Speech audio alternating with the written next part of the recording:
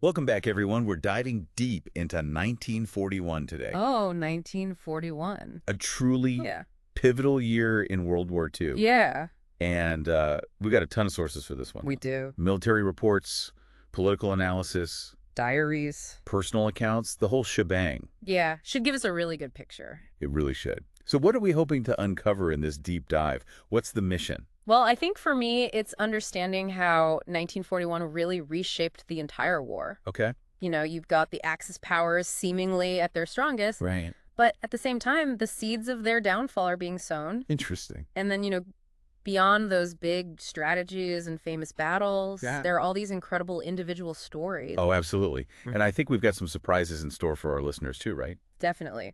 We'll be looking at everything from major battles like Operation Barbarossa, Pearl Harbor, Of course. to lesser known events like the use of human torpedoes by the Italians. Why? Oh, yeah. And even a Japanese spy operating in Hawaii before the attack on Pearl Harbor. Wow. Those kind of details are what make these deep dives so fascinating. Absolutely. They give you a much more complete picture of the war. All right, so let's set the stage. It's early 1941. The Axis powers seem unstoppable. They're dominating in North Africa. They've just invaded Yugoslavia and Greece, Right. and they're relentlessly bombing British cities. It really felt like they were on the verge of winning the war. Yeah. In North Africa, the British launch Operation Compass Okay. to try and push back against the Italians. Initially, they have some success, Right. but then in February, Oh. Erwin Rommel We're all. arrives on the scene, and that changes the whole campaign. Yeah, he was unlike any general the British had faced up to that point. We hear that name Rommel, the Desert Fox. It's a desert fox. It's Almost not makes fair. it sound like some kind of game. Right? But this was brutal. Oh, absolutely. The bombing of Belgrade in April, it resulted in massive civilian casualties. It's a stark reminder of just how devastating the war was for civilian populations. It really is. Now, while all this is going on in the West, things are about to take a dramatic turn on a completely different front, Okay. the Eastern Front. June 1941. Hitler breaks his pact with the Soviet Union and launches Operation Barbarossa, Barbarossa. the largest military invasion in history. I mean, what was Hitler thinking? Well, he believed that the Soviet Union was weak and could be quickly conquered, much like France. Okay. But he severely underestimated the vastness of the territory, the harsh climate. That Russian winter. Yes, exactly. And of course, the resilience of the Soviet people. Yeah. The sheer scale of the invasion is mind-boggling. It is. Millions of soldiers clashing across a front line that stretched for thousands of miles. And the Germans initially make rapid progress. They do. But they face fierce resistance from the Soviet army and also from civilian partisan groups. And then, as you mentioned, the winter sets in, and the German advance grinds to a halt. Their equipment froze, supplies dwindled. Yeah, it was a brutal winter. The Soviets, they were accustomed to those conditions. Right. And they used it to their advantage, They did. launching counterattacks that caught the Germans off guard. One of the most harrowing events on the Eastern Front has to be the Siege of Leningrad, which began in September. It's just unimaginable. It is a city of millions under constant bombardment, Blockade, dwindling food supplies. being no way out. The siege lasted for almost 900 days. In 900. Yes. The suffering the people of Leningrad endured is almost impossible to comprehend. But they endured. And amidst all that chaos, there was a glimmer of hope. Oh, yeah. In November, Stalin gave a rare public address to the Soviet people. That's right. Stalin rarely spoke publicly. He didn't. But in this instance, he acknowledged the devastating losses. He did. But he rallied his people, urged them to fight for their homeland. Wow. I mean, can you imagine hearing that speech? Surrounded by all that hardship and uncertainty? It must have been incredibly powerful. Okay, so Europe is engulfed in this massive conflict. But across the globe, tensions are rising in the Pacific. Yeah. Japan, with their imperial ambitions, they're looking to expand their empire. Japan's actions were driven by a complex mix of economic and political factors. Like what? Well, they needed resources, particularly oil and rubber, Okay. and they saw the Western colonial powers in Southeast Asia as obstacles to getting those resources. Right. And this is where things get really interesting. Okay. Our sources reveal that a Japanese spy, Was Takeo Yoshikawa, Yoshikawa was operating in Hawaii months before the attack on Pearl Harbor. a spy in Hawaii? Spy in Hawaii, his mission, to gather intelligence on the U.S. Pacific Fleet. So that's how they were able to plan the surprise attack. Exactly. His reports gave the Japanese military valuable information, particularly about the battleships stationed at Pearl Harbor. Wow. You know, it's a reminder that even in times of apparent peace, these covert operations were shaping the course of history. It's a good reminder. So, as 1941 progresses, the world is becoming increasingly volatile. Yeah. The stage is set for a conflict that will change the course of history forever. Absolutely. You know, it's hard to imagine the tension I know. and the uncertainty as these events unfolded. Yeah. But it wasn't just the Eastern Front of the Pacific. No. There were other battles and advancements happening all over the world. That's right. In May, for instance, Okay. the Allies faced a fierce challenge in the Battle of Crete. Ah, Crete. One of the first large-scale airborne operations in history. Airborne, like paratroopers. Exactly. German paratroopers descending upon the island, Wow. facing resistance from British, Commonwealth, and Greek forces. It sounds intense. It was. Airborne operations were still a relatively new concept at that point. Right. Both sides were learning as they fought. So what happened? The Allies eventually had to evacuate, but they inflicted heavy casualties on the Germans, Showing that. showing that even these daring new tactics weren't foolproof. So the Axis powers weren't having it all their own way. No, they weren't. That same month, May 1941, Okay. the pride of the German Navy, Oh, the battleship Bismarck, the Bismarck. was sunk in a dramatic chase across the Atlantic. It was a formidable ship, It was. a real symbol of German naval power, And sinking it. a huge propaganda victory for the Allies, Oh, yeah. That bad. and a major blow to German morale. I mean, those massive ships clashing in the middle of the ocean. Yeah. You know, naval warfare played a crucial role in World War II, It did. particularly in the Battle of the Atlantic. Mm-hmm. Control of the sea lanes was vital. Absolutely. It allowed both sides to transport troops, supplies. And for Britain, Yes, food. exactly. That's where we see some remarkable technological advancements.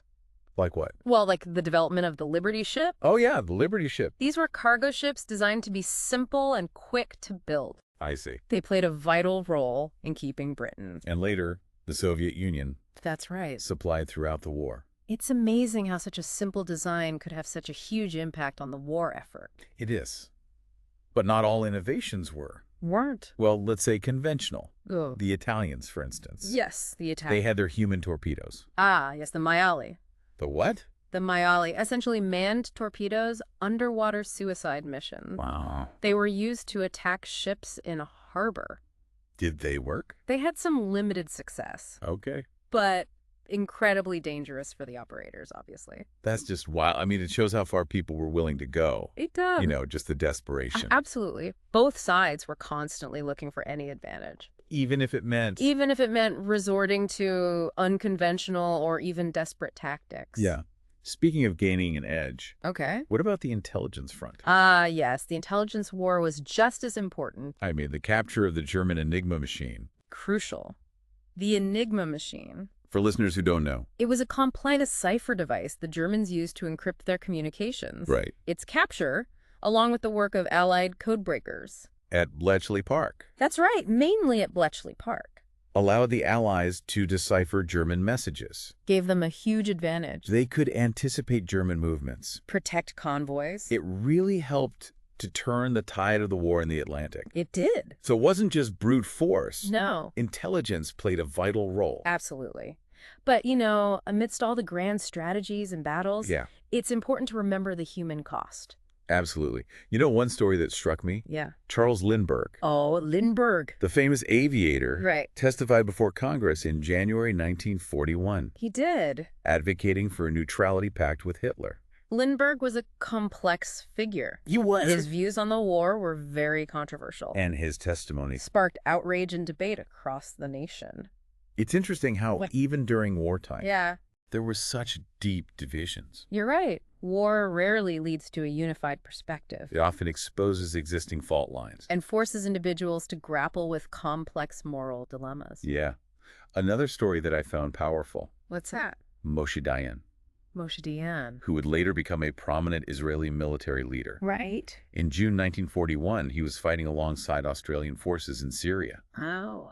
He was wounded and lost an eye. Diane's injury really became a symbol of the sacrifices made by soldiers during the war. Yeah. It just reminds you that behind all the statistics and battle reports Yeah. are real people. Whose lives were forever changed by this. With no survivors from the Sydney. It's Australia's greatest naval disaster. It is? It just shows you how unpredictable and cruel war can be. Absolutely. Even a seemingly routine patrol. Can turn into a tragedy. And it's not just the large-scale battles that have a lasting impact. No. Individual ships, individual lives lost, leave a void that's felt for generations. You know, it's a lot to take in. It is. All these stories. Yeah. But even amidst all this darkness, there were these glimmers of hope, Oh, absolutely. of resistance. Yeah. You know, people finding ways to fight back. To hold on to hope for a better future. Exactly. Like in Luxembourg, Luxembourg. they resisted attempts to annex their country into Nazi Germany. They did. The people of Luxembourg, they held on to their identity. Their culture. Refused to be absorbed into the Nazi regime. You know, they organized underground movements, They did. published resistance newspapers. Helped Allied airmen escape. It's inspiring. It is. A real testament to the power of national pride and the human spirit. And speaking of resistance, Yeah. we can't forget the countless individuals who risked their lives to fight against Nazi occupation. These resistance movements across Europe, They were vital. they They disrupted German operations. sabotaged infrastructure, Tethered intelligence. a constant thorn in the side of the occupying forces. That's right. You know, one example that I found really striking, Yeah. the strike of the 100,000 in Belgium in May 1941. Oh, wow. Workers in Liège Liège. launched a massive strike, What were they striking for? protesting against the German occupation. Oh, wow. And it spread I did. throughout the country. Bringing industry to a standstill It's incredible. is The power of collective action. a powerful reminder that even under occupation, Yeah. the spirit of resistance remains strong. So as 1941 comes to a close, Yeah. we see this world in turmoil, A world war. but also a world where hope Hope flickers. in the face of adversity. I think by the end of 1941, The Axis powers, it reached the peak of their expansion, but the seeds of their eventual defeat, they were there. they were being sown. The resilience of the Soviet Union. The growing strength of the United States. The unwavering spirit of those resistance movements. It all pointed towards a long and difficult road ahead, It did. but ultimately a road that would lead to the defeat of fascism. It's been quite a journey. It is Exploring this year, 1941, a pivotal year. incredible victories, Heartbreaking losses, technological advancements, unconventional tactics. but above all, Above all, the enduring strength of the human spirit. 1941 serves as a powerful reminder Of what? of the fragility of peace. And the devastating consequences of conflict. It highlights the importance of international cooperation The need for strong leadership. and that unwavering pursuit of a just and equitable world. You know, as we reflect on everything we've discussed today, what resonates most with you? Oh, that's a tough one. I know. I think for me, it's that even in the darkest of times, Yeah, the human spirit can endure, it can. and that we must never give up hope for a better future. We can't. Well, thank you for joining us on this deep dive into 1941. It's been a pleasure. We encourage you to explore the source material further and to keep learning. Absolutely. Until next time, keep exploring and keep questioning.